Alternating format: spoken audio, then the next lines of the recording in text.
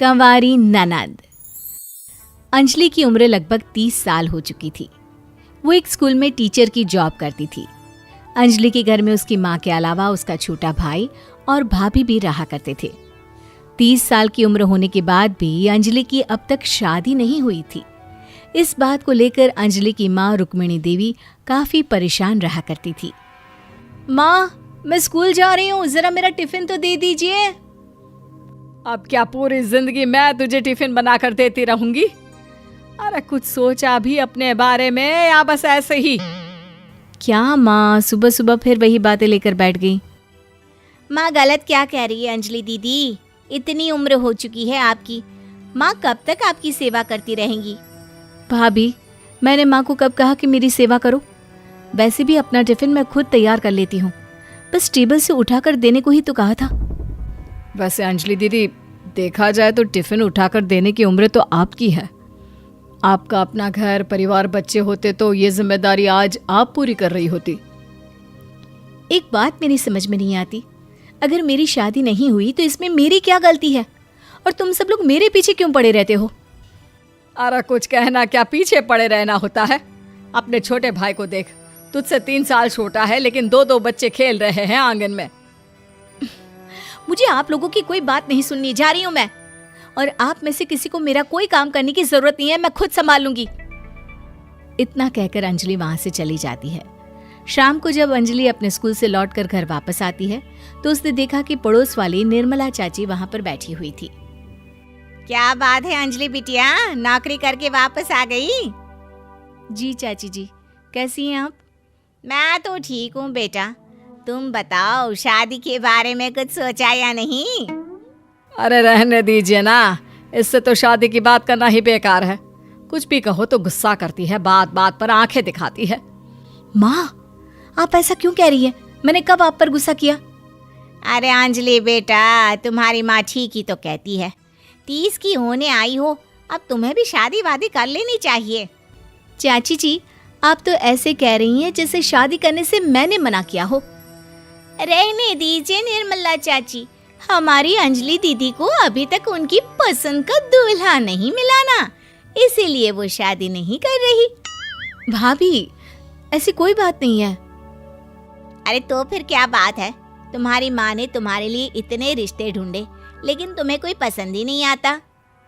क्या है ना चाची जी, हमारी ननद रानी नौकरी जो करती है ऐसे ही थोड़ी ना किसी को पसंद कर लेंगी। अरे भाई, नौकरी का घमंड है तो बात अलग है, कोई और बात हो तो बताओ, कोई रास्ता निकाला जाए। नहीं नहीं चाची जी, कोई बात नहीं है, बस मुझे अभी तक अपनी पसंद का कोई मिला नहीं है। सुन लिया आपने, इस लड़की के तो पर निकल आए हैं और इतनी उम्र में अपनी पसंद का कोई मिलेगा भी नहीं इसे। माँ, आप मेरी शादी को लेकर हमेशा मुझे ताने क्यों मारती रहती हैं? अपनी माँ की बातें तो ताने लगती है। ताने हैं? बताओ, मैंने कुछ गलत कहा क्या? देखो, ये सब छोड़ो, मेरी दूर की बुआ का बेटा है, उसकी अभी शादी नहीं हुई है, उम्र होगी कोई 34-35 साल। आप कहें तो बात आगे बढ़ाऊं? अरे हाँ हाँ, क्यों नहीं, ये भी कोई पूछने की बात है। अरे जल्दी से लड़के को यहाँ बुला लो। माँ, आप मुझसे पूछे बिना मेरी शादी की बात करने जा रही हैं और मेरी उम्र 30 भी पूरी नहीं हुई है। निर्मला चाची कह रही है कि वो लड़का 35 साल का है। अंजलि दीदी, आपको क्या लगता है इस उम्र में कोई फिल्म का हीरो आएगा आपके लिए? देखिए, अब पसंद और नापसंद की बात तो रहने दीजिए, पसंद करने की उम्र तो आपकी निकल चुकी। अब तो जो भी मिले उसी से शादी कर लीजिए, इसी में भलाई है। तेरी भाभी बिल्कुल ठीक कह रही है।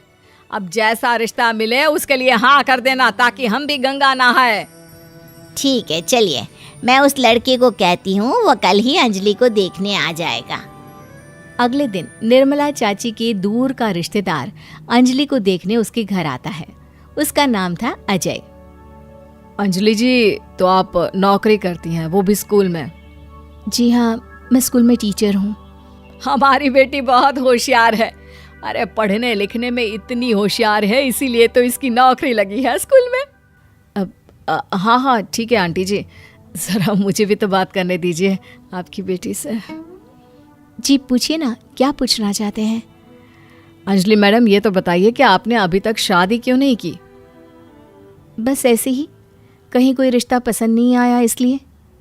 लेकिन क्या मैं आपसे पूछ सकती हूँ कि आपने शादी क्यों नहीं की? अंजलि, क्या कर रही हो तुम? लड़कियों को इस तरह की बातें नहीं शोभा देती। रहने दीजिए आंटी जी, आपकी बेटी काफ़ी पढ़ी लिखी है, मैं उनके सवाल का जवाब दे ही देता हूँ। वो क्या है ना, मुझे भी अभी तक अपनी पसंद की कोई लड़की नहीं मिली। अच्छा, कोई बात नहीं। वैसे आपकी तनख्वाह कितनी है? कितना कमा लेती हैं महीने का? जी यही कोई 25,000 महीने। बस 25,000? इतने से क्या होता है? इतने से तो आजकल घर भी नहीं चलता।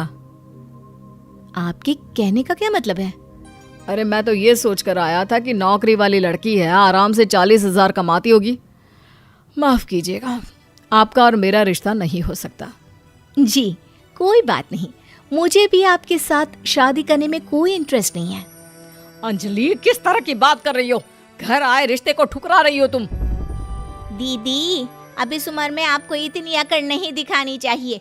अच्छा खासा रिश्ता हाथ से निकल गया, कहीं ऐसा ना हो कि जिंदगी भर कुंवारी ही रह जाओ आप। कुछ दिन और ऐसे ही निकल जाते हैं और अंजलि की शादी कभी नहीं होती।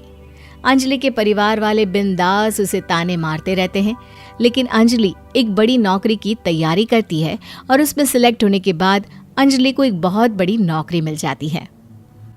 अब तो दीदी के नखरे और भी ज्यादा बढ़ जाएंगे भाई, अब तो इतनी बड़ी नौकरी जो लगी है, अब इनकी शादी होने से रही। माँ, मुझे नौकरी के लिए दूसरे शहर जाना पड़ेगा। आप जानती हैं ये बहुत बड़ी जॉब है और इसमें पैसे भी बहुत ज़्यादा मिलेंगे। अच्छा, कितने पैसे मिलेंगे बेटा? माँ, मुझे हर महीने 90,000 सैलरी मिलेगी। क्या? अरे वाह वाह, ये तो बहुत अच्छी बात है। लेकिन फायदा क्या? कितने भी पैसे मिले, शादी तो हुई नहीं ना तुम्हारी। अंजलि नौकरी करने के लिए दूसरे शहर में चली जाती है और जब कुछ महीनों के बाद वो वापस घर आती है तो उसे अपने पति के साथ देखकर उसके घर वाले हैरान रह जाते हैं। अरे अंजलि, तूने शादी कर ली और हमें बताया तक नहीं। और दामाद जी करते क्या है? इतनी बड़ी कार है उनकी। माँ, मैं आपको सब कुछ बताना चाहती थी, लेकिन आप सबके ताने सुनकर बहुत दुखी हो गई थी और इसलिए मैंने अपनी पसंद से शादी कर ली। मेरे पति मेरे साथ ही ऑफिस में नौकरी करते हैं और बहुत बड़े अफसर हैं। और एक बात बताऊं माँ, आज मैं बहुत खुश हूँ।